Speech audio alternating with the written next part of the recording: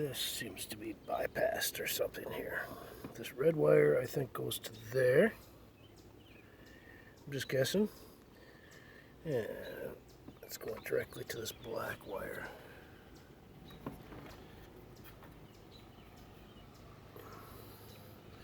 Which I'm not sure where that goes to, but that seems to be the deal.